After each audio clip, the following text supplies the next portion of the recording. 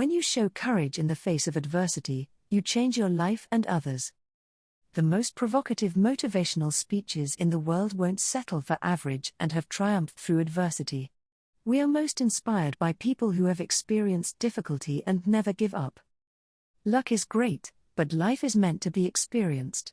Sometimes the only way out of stress is through it. Face struggle to overcome challenges in life. Many times battle happens to help teach us a lesson. We can either learn from that lesson or deny it. From an evolutionary perspective, the human mind's primary goal is to keep you safe. Sometimes this leads to self-sabotage, as it's just easier to stay in your comfort zone and avoid risk. However, great things never come from mediocrity. Quit settling for average and strive for extraordinary. Boldly go in the direction of your dreams. Stand tall and show the world what you are made of. When the world beats you down, find a reason to get back up again. Never give up on the success. Try again. Feed your mind ideas of success, not failure. Remember, the only way you can fail is if you give up. Every time you fail, you come one step closer to success. You are not scared, you are courageous. You are not weak, you are powerful. You are not ordinary, you are remarkable. Do not back down, do not give up. When you look back on your life, don't have regrets. Believe in yourself, believe in your future, you will find your way. A fire burning inside you is mighty, it is waiting to burn bright. You are meant to do great things. Following your dreams can be both terrifying and exciting. In this video, we go over the power of never giving up on your dreams. The poorest man in this room is not a man or a woman that has no money. It's a man or a woman that has no dream. God is a dream-giving God. People who change the world, people who are difference makers, people who are leaders, always have great dreams. They're always thinking ahead, planning ahead. They never stop thinking. And if you study their life, you'll discover that dreams were a part of what drove them. But a dream, the power of that dream carried these people. It drove how they acted, how they think, how they talk, how they respond. They weren't negative, they were optimistic people. What drove the way they think? The dream. So when God wants to bless you, He puts a dream in your heart. Don't be a dream killer. Don't step on the dreams of others, particularly your children. Encourage them.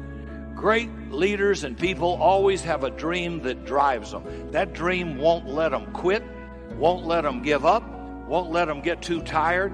It's the driving force of their life. Walt Disney said, if you can dream it, you can do it. When Epcot was opened and the ribbon cut in Orlando, Florida, the mayor said to Mrs. Disney, it's too bad Walt didn't live to see this. She said, oh, he saw it years before you saw it, Mayor. He saw it, planned it, and designed it. That's what a dream is. That's what a vision is. George Bernard Shaw said, dream of things that never were and ask, why not? Why not a faster airplane? Why not a cell phone instead of a party line with a rotary dial? Right? And so how do you look at life or problems or limitations like, why don't we do this? Why don't we try that? Break out of the crowd. Build your own road. Dream about things that never were and say, why can't we? Why not? Let's try that. Let's do that. Those are people who change the world. But everything that you're imagining, God puts everything He has for you in your imagination. Albert Einstein had a quote. He said, imagination is everything. It's a preview to life's coming attractions. What actually happens is God puts your real life in your imagination. See, this stuff that you've been imagining is not hocus pocus. God is showing you a preview of a coming attraction He has for you. And He puts it in your imagination. The problem with your imagination, though, is you tell it to the wrong people. That's the whole problem. See, if you want to kill a big dream, tell it to a small-minded person. How many times has God showed you something so vividly clear that you just knew it was perfect? You shared it with your loved ones and your friends and they shot it down. You know why they shot it down? Because they couldn't see it. You know why they couldn't see it? Because God didn't show it to them. He showed it to you. God is in your imagination. He ain't in your paycheck. He ain't in your current set of situations. God is in your imagination. All of you gifted. All of you have a gift. God made you with a gift. All of you are gifted people. Understand, man, that God has a really great life for you.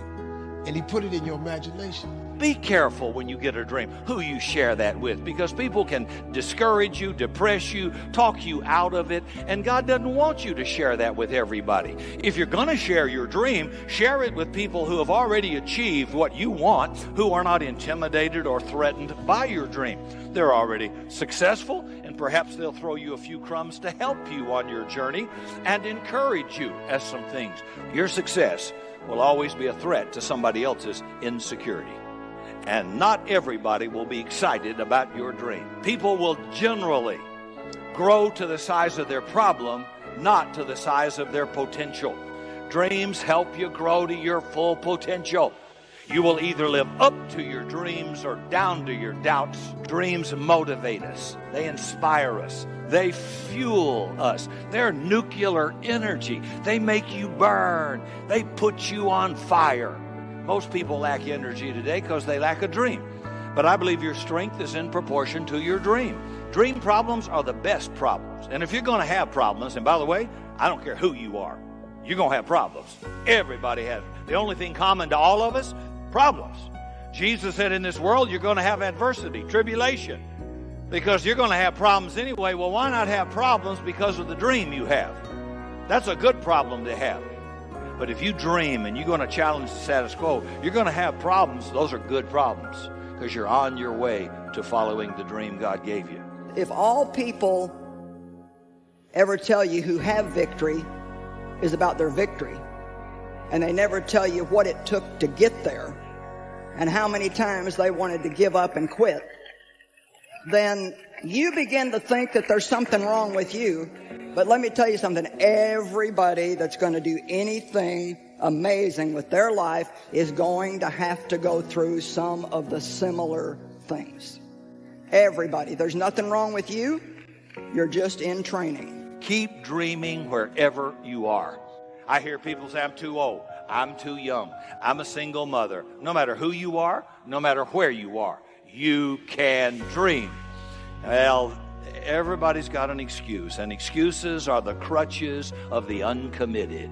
There's always a reason to quit, but you can keep dreaming wherever you are in life. Ray Kroc was 54 years old, Chicago salesman who got an idea in San Bernardino, California, and McDonald's, well, the rest is history.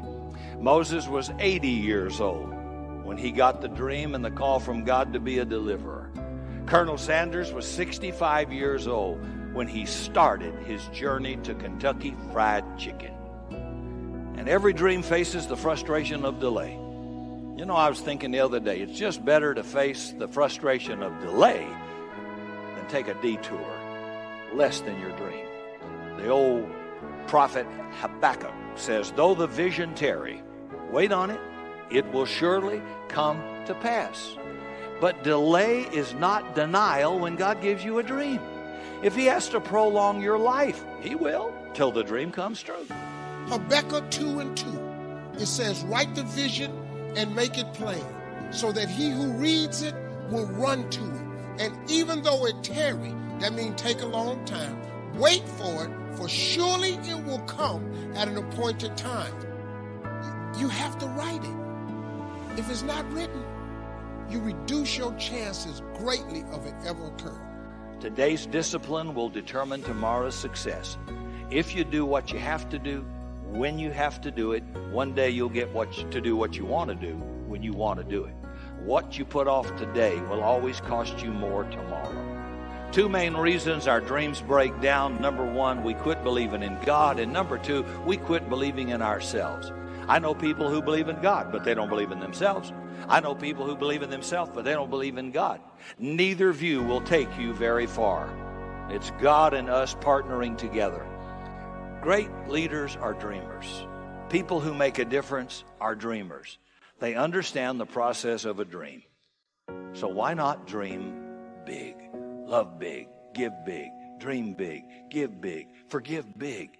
Be a big life person because we have a big God with unlimited potential.